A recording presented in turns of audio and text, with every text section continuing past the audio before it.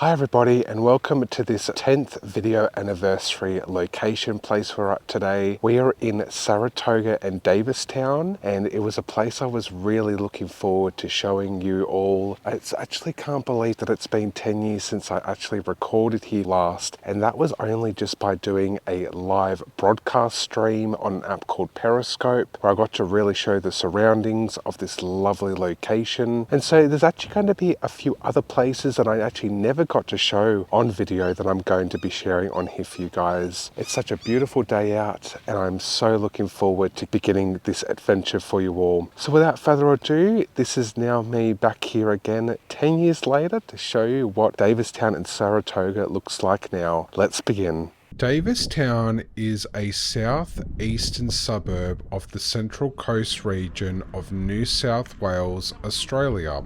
It is part of the Central Coast Council local government area. The suburb is serviced by a small shopping centre, Paringa Mall, and the Davistown RSL. It's populated mostly by young families and elderly retirees. In recent years, much of the dilapidated housing in the area, built mostly within the 1950s through to the 1980s, has undergone purchasing by wealthier individuals who are rebuilding new homes. Davistown was named after the Davis family, a group of successful shipwrights who founded several shipbuilding companies in the area in the latter half of the 1800s. The family, who had immigrated from Northern Ireland, purchased and developed land in the region, with brothers Thomas, Rock and Edward being particularly prominent in the shipbuilding industry. Benjamin Davis was an early landholder, purchasing his property Burramin in 1851. He sold portions of this land to his brothers. These brothers became prominent shipwrights and established prosperous shipbuilding companies in the area. As the area became populated by the Davis family and the associates, it naturally became known as Davistown. This area of the Iiioura Reserve, adjoining the Linton Street Wharf, is reputed to have been the location of the largest Aboriginal camp in the district during the days of early white settlement. It's home to the coastal Aboriginal people whose country stretched from Sydney Harbour to Lake Macquarie. Signs of habitation in Davistown area include a rock shelter and shellfish middens. Evidence of the middens can still be seen on the ground today. The middens were so large that in the years after European settlement, they were excavated to support a lime burning industry, supplying the lime for building works in Sydney. Before the opening of the Rip Bridge in 1974, the many small communities around Brisbane Water relied heavily on small ferries to get them to Woy Woy and Gosford. Ferries were used for many purposes before reliable road transport. Crews and passengers relayed social news around Brisbane Water, daily newspapers, mail deliveries, and produce were regular cargoes. More infrequent cargo included the bodies of deceased persons being taken to Gosford for burial. Every second Thursday, the ferries of the district would take shoppers to market day at Gosford. Across the channel from the peninsula is Riley's Island. In 1855, when it was known as Shell Island, it was bought by John Riley for £140, 17 shillings and 6 pence. Initially, the Riley family farmed and ran a few cattle at Shell Island. Later, Riley established a banana plantation, using seaweed for fertilizer. In the 1860s, at least 2 ships, and possibly a third, were built on Riley's Island. To this day, John Riley's descendants still live in the area. Riley's Island is one of 3 large islands in Brisbane water. It is a low-lying island with a large expanse of mangrove swamp around the edges and dry sclerophyll forest in its interior. Mangroves provide vulnerable habitat for a wide range of marine and terrestrial creatures. It contains 2 species of mangroves, Avicennia marina, grey mangrove, and Aegisaurus cornitillatum, river mangrove.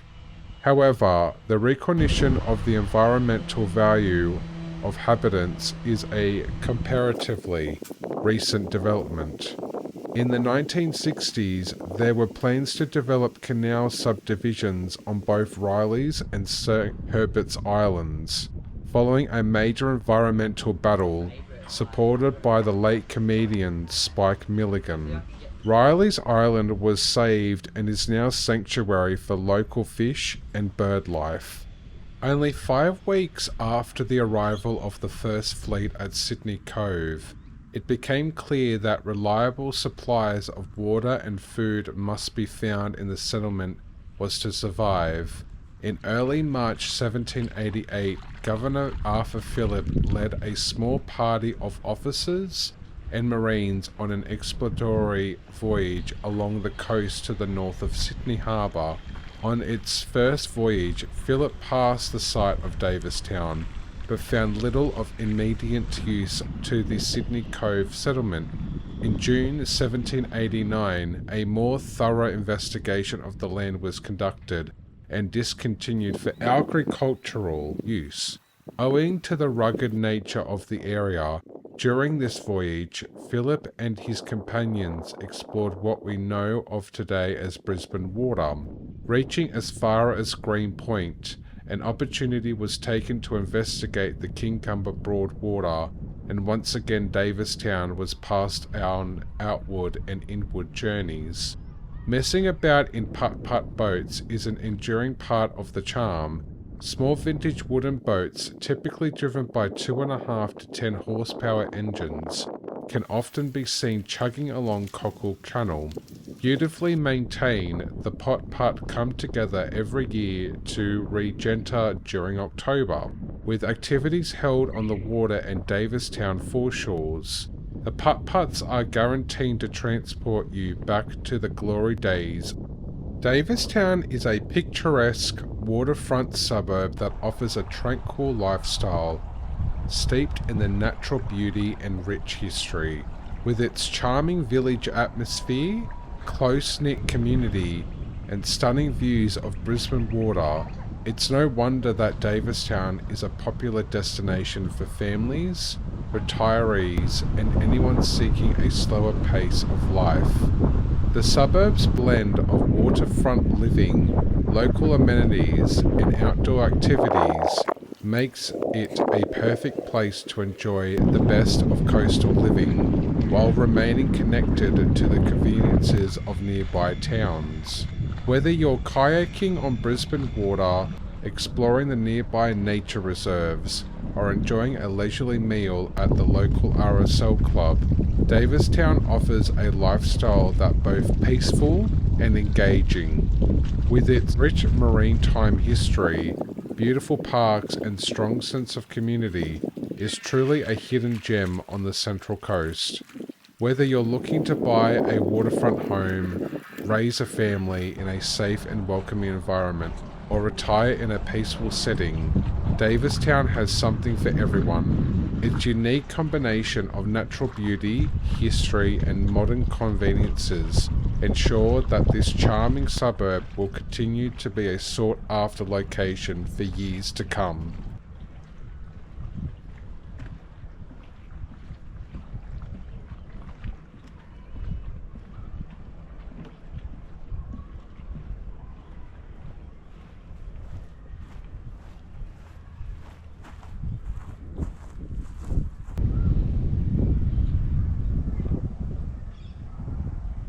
Well, re-wandering through this section really shocked me the most, in particularly seeing the tidal pools which you can actually swim in.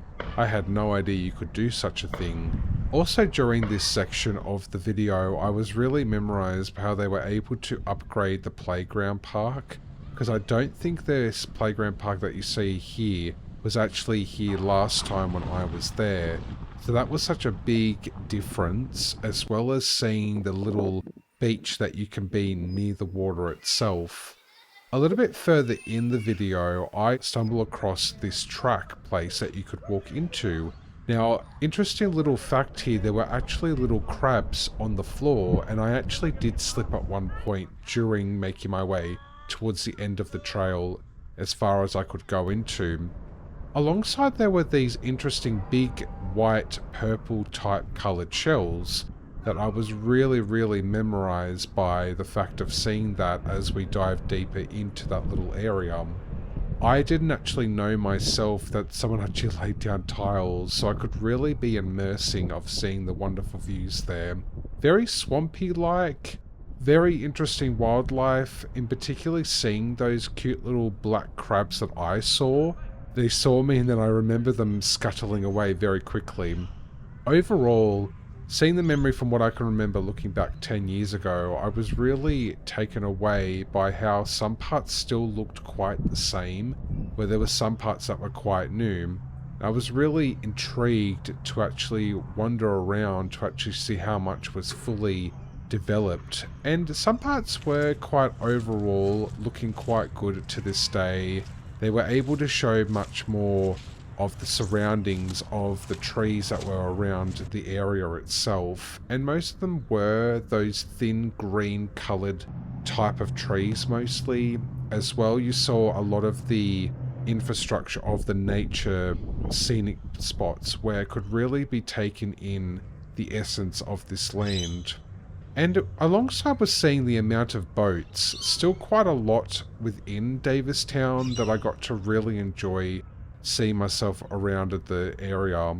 And most of them were actually coming in, boating around, some were actually fishing within the river as well, so it's a really great place to actually fish within that structure place.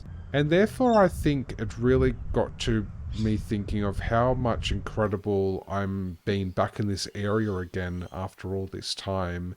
Truly a wonderful place if you want to sit back, relax, and take in the lovely iconic views.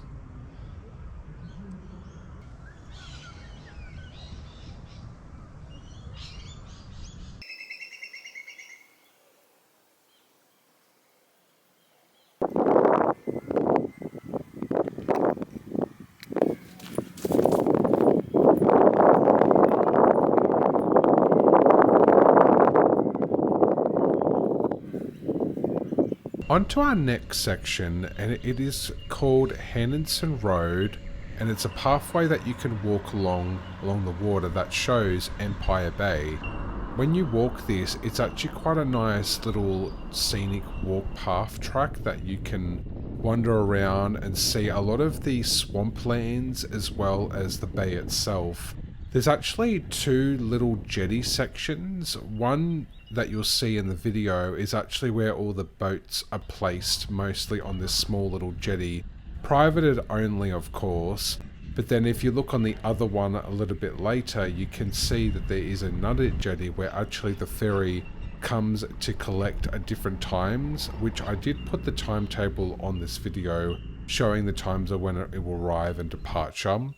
So I think it's great that it's such a convenient small little place that actually can show big impact along the way. And speaking of impact, when you walk on this path, you will see that there are actually these three little designs, so to speak. One is an anchor, two fishes, and then like a pedestrian logos, which I think is really great. It changes the pathway walking this so much than what it usually can be. Plenty of wildlife. I did see birds throughout this walk space, as well as some beautiful homes. The homes really caught my eye big time when walking this, and some have actually been quite picturesque to actually see. Behind it you can actually, this big mountain, which is Mount Pleasant, which during later in the video we will actually get to be walking in, and I can't wait to take you guys then.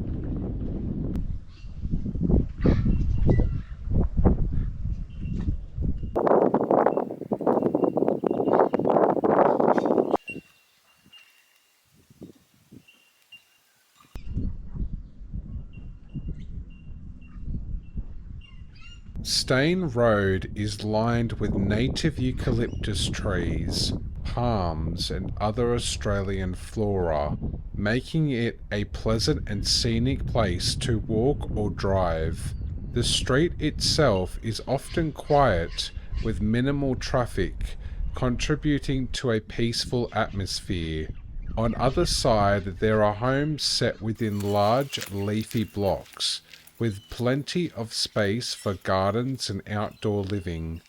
There's a strong sense of privacy in the area, as many properties are positioned on large, sloping blocks or are shielded by dense greenery. The combination of natural beauty, large properties, and a sense of seclusion makes Steyn Road an appealing location for those seeking tranquility while still being within easy reach of city conveniences. It's surrounded by a variety of natural habitats, including bushland, wetlands, and coastal environments. As a result, it hosts a wide range of wildlife, both terrestrial and aquatic. The section with continuous footpath promenade along the water seems to be about 1.5 to 2.5 kilometres. As part of an estuary, the waters of Empire Bay are shaped by daily tidal rhythms. With each tide, the landscape subtly transforms at high tide. The water fills out the bay, lapping against the mangroves and concealing the mudflats. While at low tide, those same mudflats are revealed, spreading wide and rich with marine life. These exposed flats provide essential feeding grounds for wading birds and act as nurseries for small fish and crustaceans. The mangrove stands, which are a defining feature of the bay, further stabilize the shoreline and intercreate habitats for countless species. The waters here are genuinely shallow compared to the deeper navigational channels of Brisbane water. This makes Empire Bay well suited for small crafts such as tinnies, kayaks and sailing dinghies, while larger or deep draft vessels cannot safely enter. The shelter conditions are modest depths give the bay a sense of intimacy and calm, making it an attractive place for recreational boating and fishing. Local anglers often feed bream, whiting and flathead in these waters, which remain a valuable food and leisure resource for the community. Water clarifies varies the seasons and tides, at times especially during calm weather. The water can apply relatively clear, reflecting the sky and surrounding bushland in shimmering tones.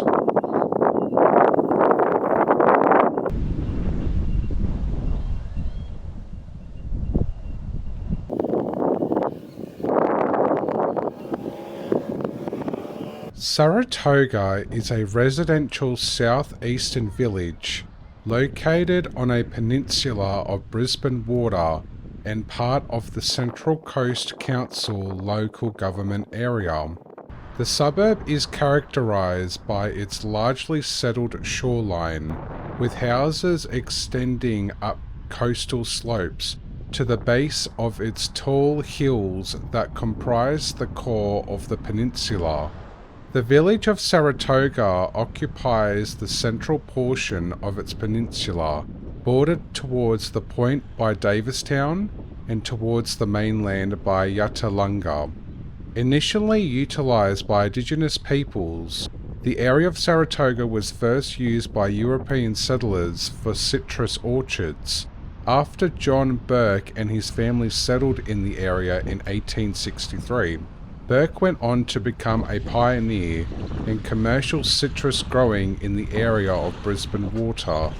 Sporadic building occurred thereafter, including the notable Federation-style house Rosemount, built in 1917 and surviving on 0.5 hectare of land at the corner of the Village Road and Brooklyn Road. In recent decades, housing development has transformed most of Saratoga into an outer residential suburb of Gosford. Bordered on 3 sides of water, Saratoga has also become a favourite haunt of fishermen and sportspeople.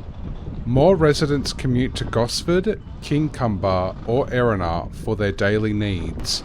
With few working in the suburb itself, Saratoga has a small shopping centre located on Village Road, which indicates a petrol station, general store, hairdresser, news agency, liquor outlet, pharmacy, 2 takeaway shops, bakery and a jeweller. Brisbania Public School stands at the corner of High Street and Davistown Road. Saratoga is the home of Saratoga Hawks, a junior Australian football club established in 2001.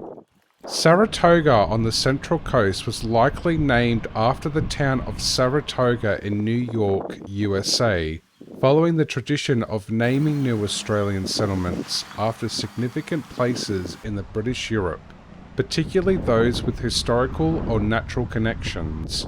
While the local area was settled by John Burke in 1863, the name Saratoga itself doesn't appear to have a connection to the specific features of the New South Wales location, unlike its namesake, which is linked to floating scum upon the water in Iiioura. The New Saratoga is a well-known place name in the United States, particularly associated with a town in New York and a major battle during the American Revolutionary War. It was a common practice for early Australian settlers to name newly established towns and localities after places in the Old Country, which included Britain and its colonies.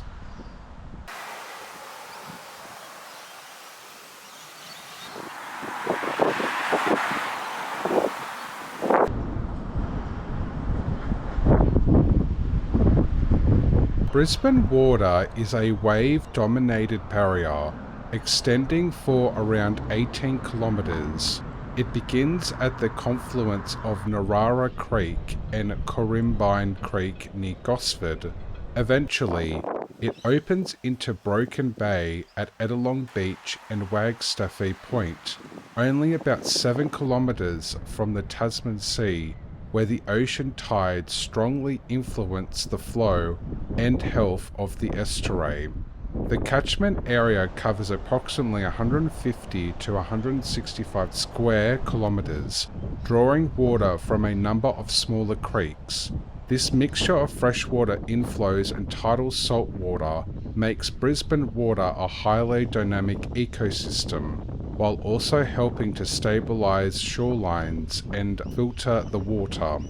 The name Brisbane Water was best owed in the early colonial period, around 1825, in honour of Sir Thomas Brisbane, who served as Governor of New South Wales between 1820 and 1825. Long before European settlement, however, Brisbane Water formed part of traditional lands of the Darkinjung and Ku-ring-gai peoples. These Aboriginal groups lived along the estuary foreshores for thousands of years, relying on its abundant marine life for food and incorporating its landscapes and waterways into their cultural and spiritual practices. Beyond its cultural significance, it's renowned for its high scenic value. The estuary is bordered by a mix of residential communities and conservation areas, including Brisbane Water National Park to the west and Buddy National Park to the east. Visitors and locals alike are drawn to its tranquil waterways for boating, fishing, kayaking, bushwalking and birdwatching. Today, Brisbane water continues to be both a treasured natural feature and a focal point for recreation, heritage and environmental stewardship. Ongoing management and conservation efforts aim to preserve its unique ecosystem and cultural values, ensuring that future generations can enjoy and learn from its remarkable estuary.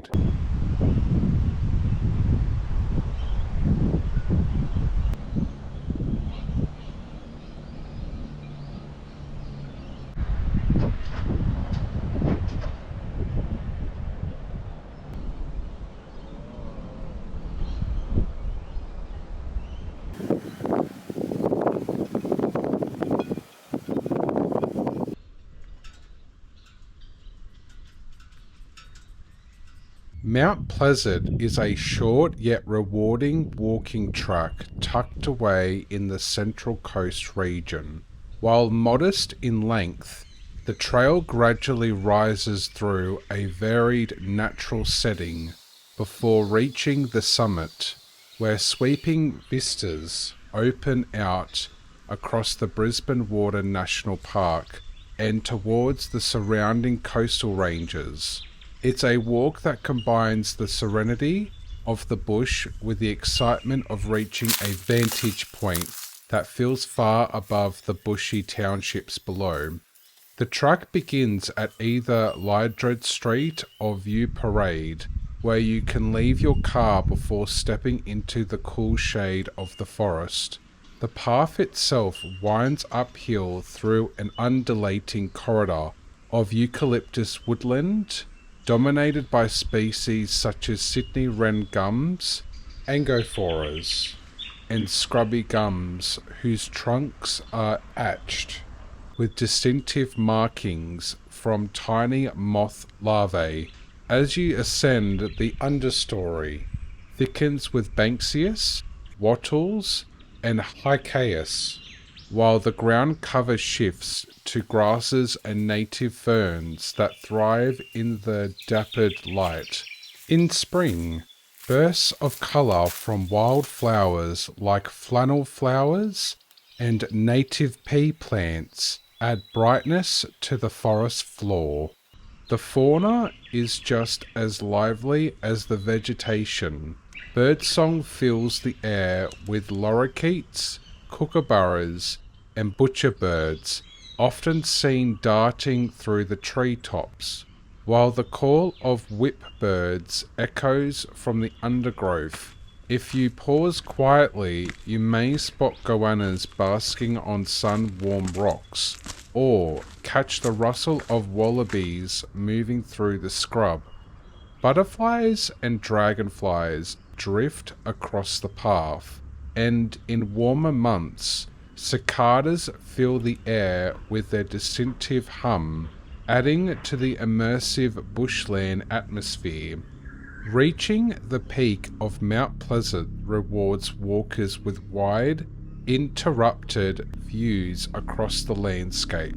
From the top, you can gaze out over Brisbane Water, trace the ridges of Brisbane Water National Park, and on clear days see all the way towards the distant coastline. It's a compact but memorable hike, one that captures the essence of the Central Coast bush, blending rich biodiversity with the simple joy of the scenic climb.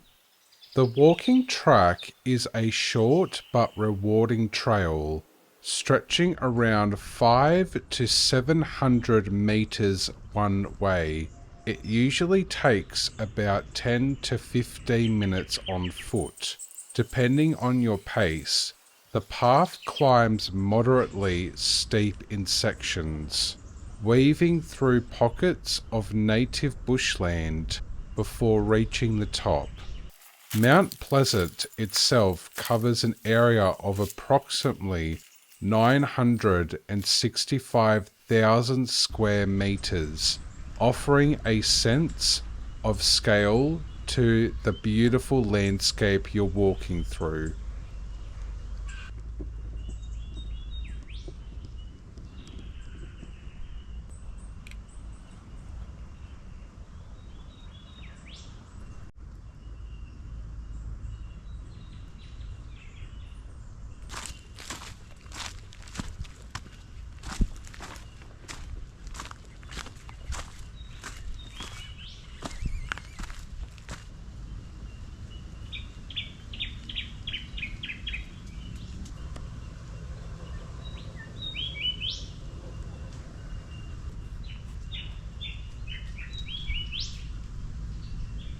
Well, I finally made it up to the lookout point along Mount Pleasant, and oh my goodness, the spectacular surroundings of viewpoints were truly mesmerizing.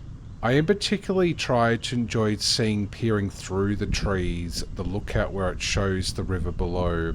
Interestingly, when you see this land, you actually get to see a bit of part of Woy Woy, as well as also seeing on the other side of the Central Coast criteria of area. One thing I really stood out with, there was quite a lot of plenty of gum trees when you get to the top of this space. Truly magnificent. Got to really see a lot of the rock formations that really just pinned out to me the most because of their structure and heightness. As well, when you look down from the lookout, you can just see and take in the absolute native plants and wildlife surrounding. And particularly the flowers that quite mentioned through this video that really pop out, in particularly the most compared to seeing each and everything, as well the wildlife of leaves too. The leaves really got to be quite so lush and green in that sense. I thoroughly really enjoyed coming up here, as it's been a very, very long time since I really got to take in this atmosphere completely, and I was so stunning by the fact of how much it's just still quite looking very ambient and very wildlife once you come up to the surroundings. I truly highly recommend area to definitely go check out if you're in Saratoga.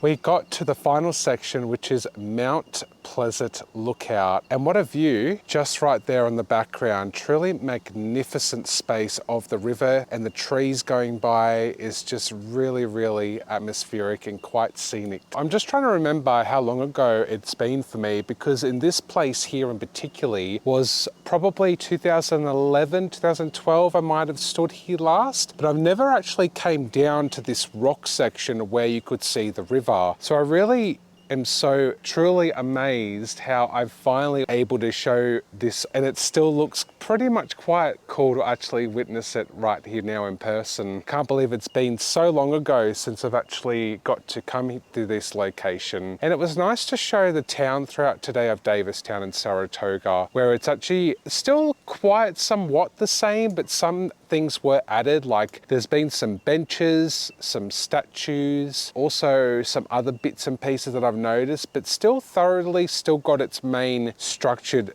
places for the houses and stuff, which is quite beautiful. So it's going to be really, really nice to actually take you on this next location that I am so excited to finally be going to. It's going to be my first time ever being there, and you guys are going to truly, truly enjoy watching. Thank you so, so much everyone for watching. Let me know in the comments below what you thought of Saratoga and Davistown. I thought it was absolutely breathtaking, and I will see you guys all on that new exciting video that I'm going to be taking you all in a different location. Take care everyone. Bye.